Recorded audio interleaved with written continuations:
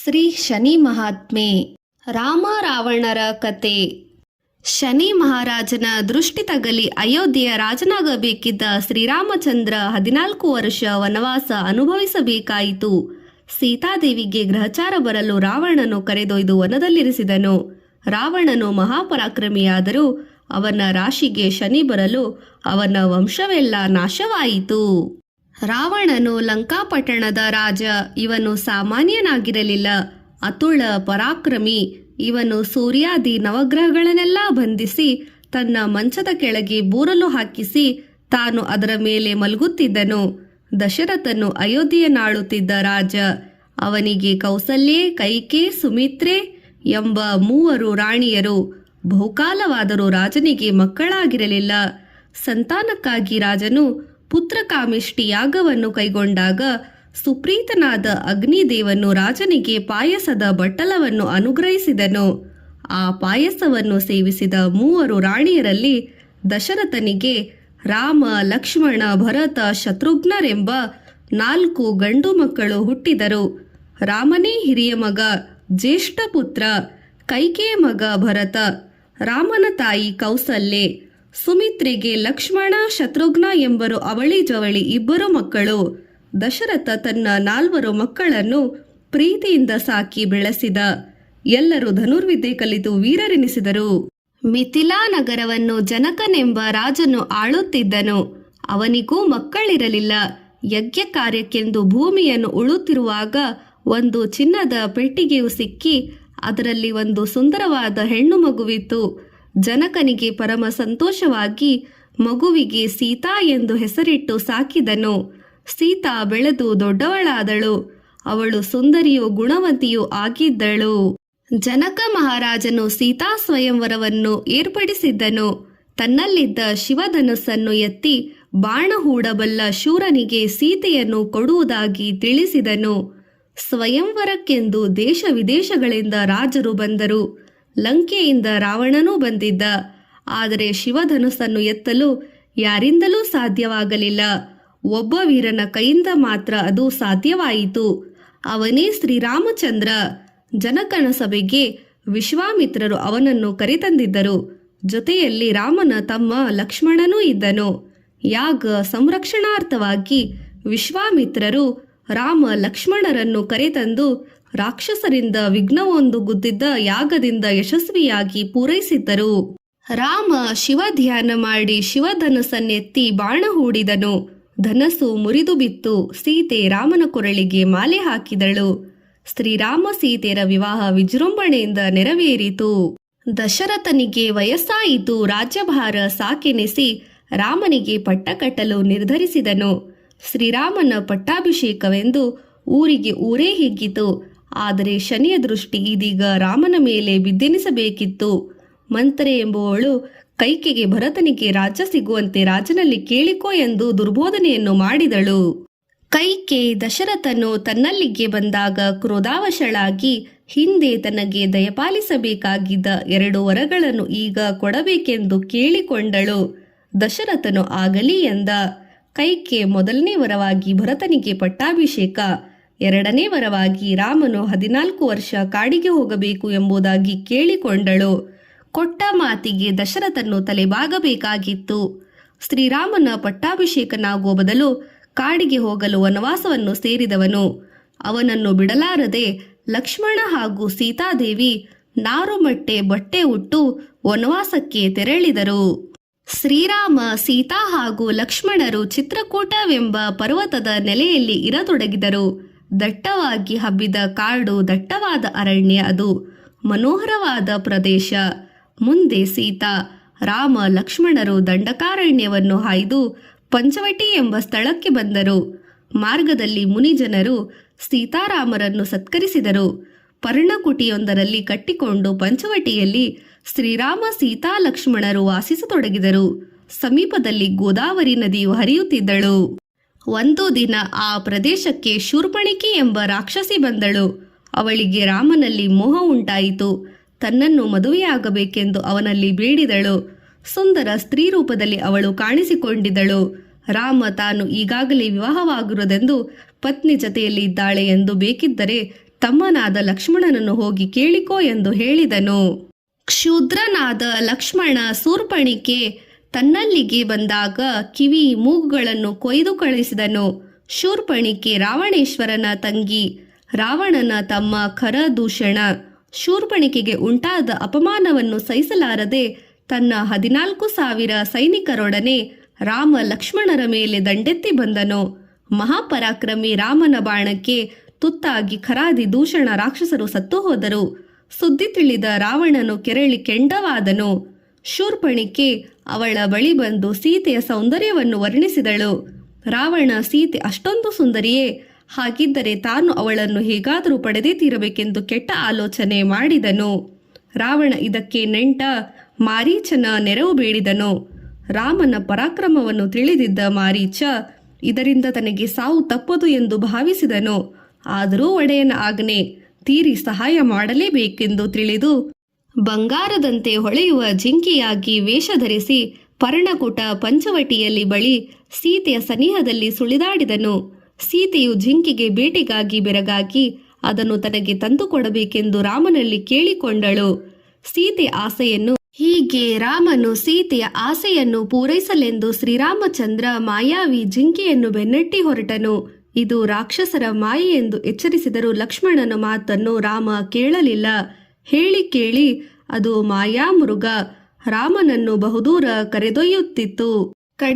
ಕೊನೆಗೆ ರಾಮ ಅದರ ಮೇಲೆ ಬಾಣ ಪ್ರಯೋಗ ಮಾಡಿದನು. ಮಾರೀಚ ಸಾಯುವಾಗ ಹಾ ಲಕ್ಷ್ಮಣ, ಹಾ ಸೀತಾ ಎಂದು ರಾಮನ ಧ್ವನಿಯಲ್ಲಿ ಕೂಗುತ್ತಾ ತೀರಿಕೊಂಡನು. ಆಗ ತನಗೆ ರಕ್ಷಣೆಯಾಗಿದ್ದ ಲಕ್ಷ್ಮಣನನ್ನು ಸೀತೆ, ರಾಮನಿಗೇನೋ ಅಪಾಯವಾಗಿದೆ, ಬೇಗ ಹೋಗಿ ರಕ್ಷಿಸು ಎಂದು ಕೇಳಿಕೊಂಡಳು.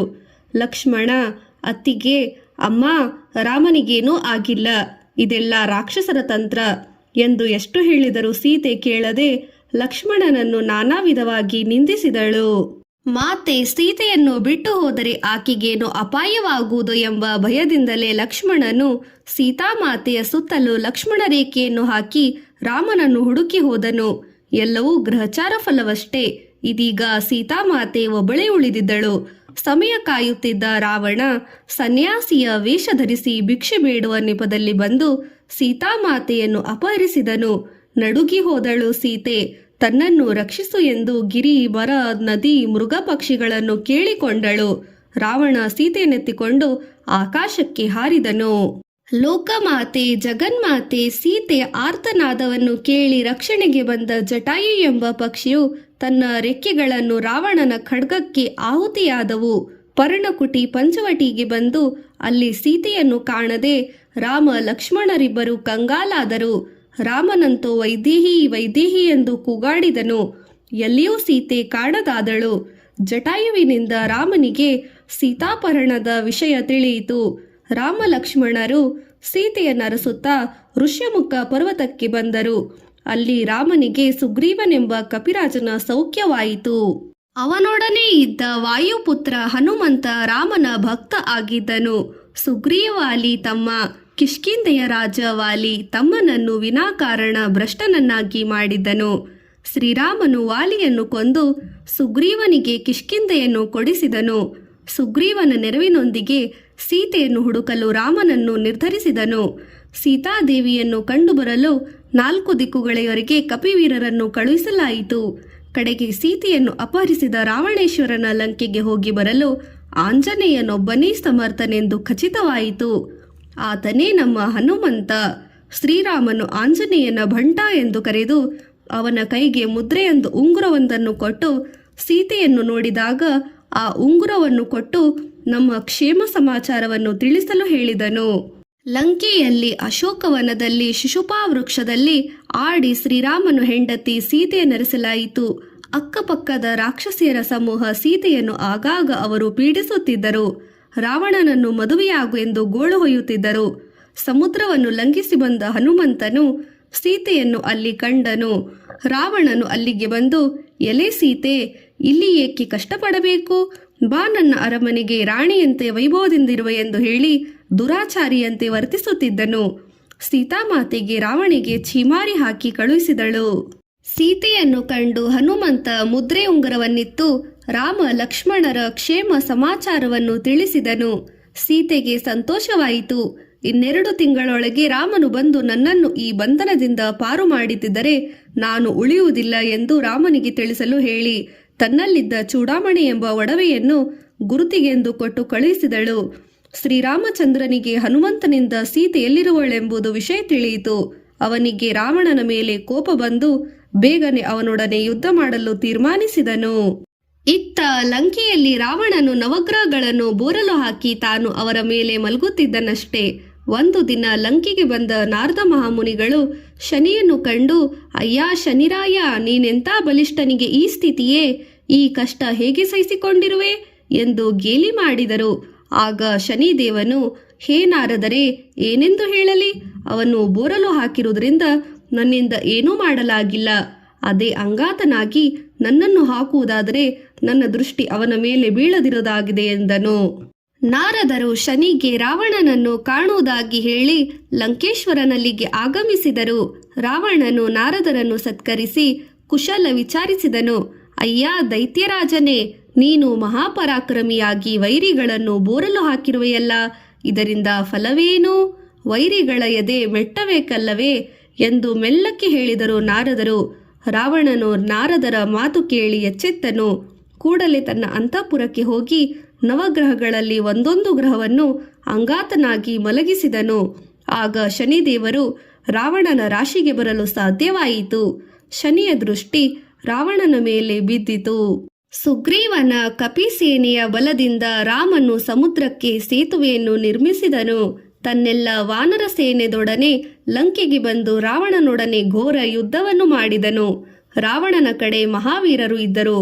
ಕುಂಭಕರ್ಣ ರಾವಣನ ತಮ್ಮ, ಇಂದ್ರಜಿತ ಮಗ, ಪ್ರಹಸ್ತ ಸೇನಾಪತಿ ಶೂರ ಮಹಾಕಾಯ, ಮಕರಾಕ್ಷ ಮೊದಲಾದ ಮಹಾವೀರರಿದ್ದರು. ಶ್ರೀರಾಮನ ಕಡೆಗೆ ಸುಗ್ರೀವ, ಆಂಜನೇಯ, ನಳನೀಲ ಮೊದಲಾದ ಕಪಿವೀರರು, ವೀರನಾದ ಲಕ್ಷ್ಮಣರೂ ಇದ್ದರು. ಜೊತೆಗೆ ರಾವಣನಿಂದ ದೂಷಿತನಾಗಿದ್ದ ಅವನ ತಮ್ಮನಾದ ವಿಭೀಷಣನು ರಾಮನ ಪಕ್ಷವನ್ನು ಸೇರಿದ್ದನು.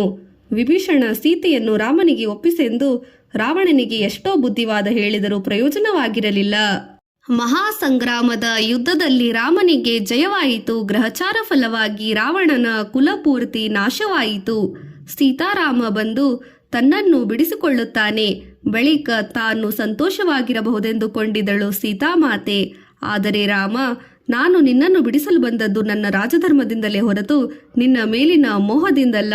1 ವರ್ಷ ಕಾಲ ರಾಕ್ಷಸರ ವಶದಲ್ಲಿದ್ದ ನೀನು ನನ್ನ ಹೆಂಡತಿಯಾಗಿ ಇರಲಾರೆ, ಎಲ್ಲಿಯಾದರೂ ಹೋಗು ಎಂದು ಹೇಳಿಬಿಟ್ಟನು. ಸೀತಾದೇವಿ ಪರಿಶುದ್ಧಳು, ಪತಿವ್ರತೆಯು. ಆದರೂ ರಾಮ ಅವಳಿಗೆ ಸತ್ವಪರೀಕ್ಷೆಗೆ ತೊಡಗಿದ್ದನು. ಸೀತೆ ತನ್ನ ಸತ್ವಪರೀಕ್ಷೆಗೆ ಹೋಗಲಿ ಎಂದು ದೇಹವನ್ನು ಅಗ್ನಿಗೆ ಸಮರ್ಪಿಸಿದಳು. ಆದರೆ ಅವಳು ಬೆಂದು ಹೋಗಲಿಲ್ಲ. ಅಗ್ನಿದೇವನೇ ಅವಳನ್ನೆತ್ತಿಕೊಂಡು ಬಂದನು. ಆಕೆ ದೋಷರಹಿತಳು, ಅವಳನ್ನು ಸ್ವೀಕರಿಸಬೇಕು ಎಂದು ಹೇಳಿದನು. ದೇವಲೋಕದಿಂದ ಪುಷ್ಪವೃಷ್ಟಿಯಾಯಿತು. ರಾಮ ಸಂತೋಷದಿಂದ ಸೀತೆಯನ್ನು ಸ್ವೀಕರಿಸಿದನು. ಜನರು ಸೀತೆಯನ್ನು ಕುರಿತು ಕೆಟ್ಟ ಮಾತು ಆಡದೇ ಇರಲಿ ಎಂದು ಹೀಗೆ ಮಾಡಿದನೆಂದು ನೆರೆದವರು ಹೇಳಿದರು. ಎಲ್ಲರೂ ರಾವಣನ ಪುಷ್ಪಕ ವಿಮಾನದಲ್ಲಿ ಅಯೋಧ್ಯೆಗೆ ಬಂದರು. ವನವಾಸದ ಅವಧಿಯು ಮುಗಿದಿತ್ತು. ಅಯೋಧ್ಯೆಯ ಪ್ರಜೆಗಳು ಸಮ್ಮುಖದಲ್ಲಿ ಶ್ರೀರಾಮನ ಪಟ್ಟಾಭಿಷೇಕನಾದನು. ಸೀತಾದೇವಿ ಮಹಾರಾಣಿಯಾದಳು. ಗ್ರಹಚಾರ ಫಲವಾಗಿ ಹೀಗೆ ರಾಮ, ಸೀತೆ ಮತ್ತು ರಾವಣರು ನಾನಾ ವಿಧವಾದ ಕಷ್ಟಗಳನ್ನು ಅನುಭವಿಸಿದ್ದರು.